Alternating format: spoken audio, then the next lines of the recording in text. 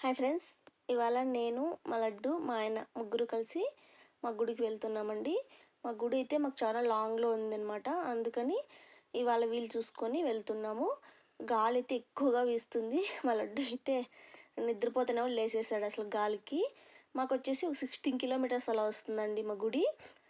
చాలా లాంగు. అందరూ ఒకసారి వెళ్తే మటుకు బాగా ఎంజాయ్ చేసి బాగా రావచ్చు. కానీ ఈ మధ్య వచ్చేసి ఎవరికి వీలైనట్లు వాళ్ళు వెళ్ళి వస్తున్నారు.